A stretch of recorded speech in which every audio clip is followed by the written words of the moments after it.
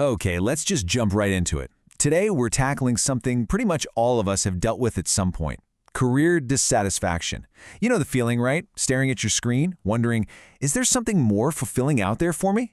Well, today in this explainer, we're going to look at how unlocking genuine self-awareness can completely guide and, honestly, de-risk your next big career pivot.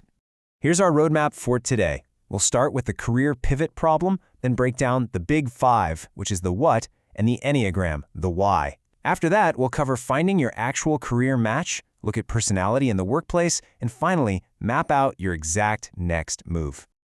All right, Section 1, the career pivot problem, and exactly why switching jobs is just so difficult. It really comes down to this core insight from the career experts at MyTrudy.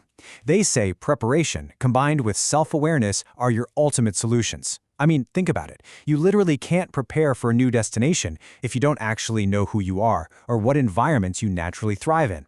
It's like packing for a trip without knowing where you're going. So that brings us to the million-dollar question for this explainer. How do we actually measure self-awareness? It sounds kind of fuzzy, right? Like this totally intangible concept. But the really good news is we absolutely can measure it, and we do it using two distinct, deeply researched, and super complementary psychological frameworks. Moving right along to Section 2, Big Five, the what, the science of personality traits. This whole framework starts with a fascinating historical foundation called the Lexical Hypothesis.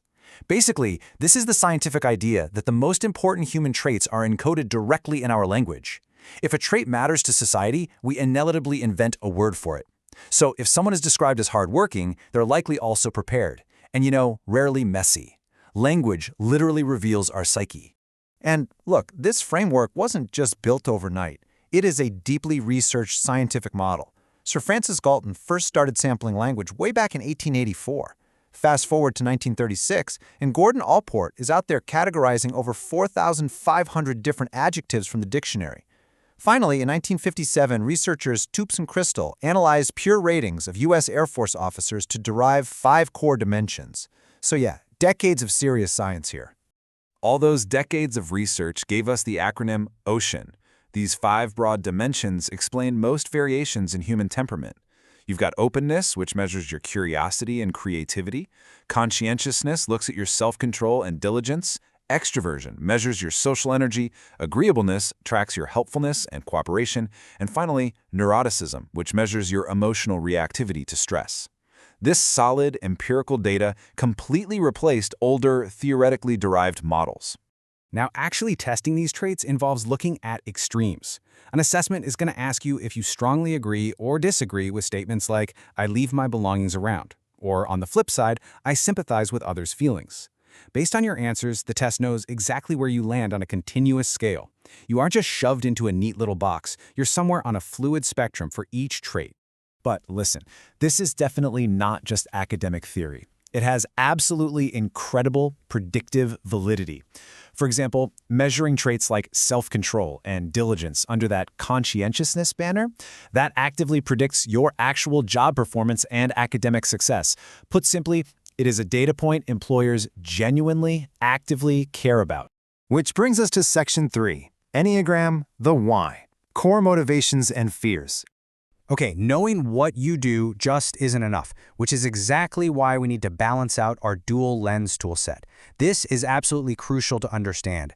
2 people can have the exact same job title and the exact same Big 5 behavioral traits, but experience totally different levels of fulfillment. Why? Because their Enneagram motivations, the why behind what they do, are entirely different. One might be motivated by helping others, while the other is purely motivated by achieving success. If the job only rewards one of those things, the other person is going to burn out for sure. Now, the Enneagram system maps out exactly 9 distinct personality types. While it does have roots in ancient wisdom traditions, it was formalized for modern psychology over the last century by experts like Oscar Ichazo, Claudio Naranjo, Don Riso, and Russ Hudson. The biggest takeaway here? Each of the 9 types is driven by one single core motivation and haunted by one core fear. All right, let's dive into the payoff in Section 4, finding your career match using data-backed paths to success. This right here is the concrete career mapping we've been building toward. Take a Type 1 reformer, whose core motivation is to be ethical and improve the world. They make a fantastic medical doctor. But you put that same person in an aggressive sales position with, let's say, shifting ethical standards, absolute misery. Or take a Type 8 challenger. They are driven by a need for control and autonomy. They're natural founders or CEOs, but they would literally suffocate in a subordinate role. Now, once you figure out your ideal career match based on your personality, you absolutely don't have to start from scratch. When you combine your new self-awareness with universal transferable skills, we're talking project management, communication, problem solving, you build a really sturdy bridge. You can confidently pivot across entirely different industries because honestly, these skills are always in demand no matter what your Enneagram type happens to be. Let's look at Section 5, Personality in the Workplace and Transforming Team Dynamics.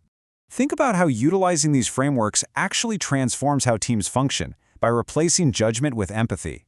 Imagine a Type 1 manager who loves perfection and routine.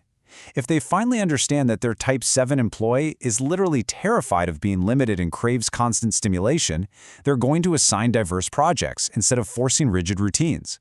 Or consider a Type 5 developer who usually hoards knowledge and isolates. If they realize their Type 2 project manager desperately needs connection to feel valued, their whole communication style transforms from isolated to highly intentional. It's a total game changer.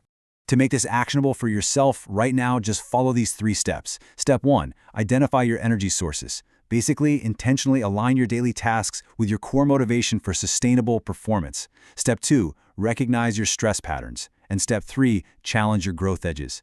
For instance, a highly analytical Type 5 can push their growth edge by learning to take bold, decisive action like a Type 8, rather than just endlessly accumulating more and more knowledge.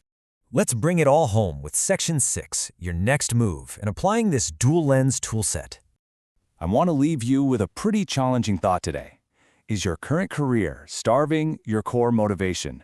Take a hard look at your role through both the what you do and the why you do it. Realizing that a job is fundamentally starving what actually drives you, well, that is the very first, very real step to launching your next great career pivot. Thanks for exploring this with us. Now go out there and find out what your core motivation truly is.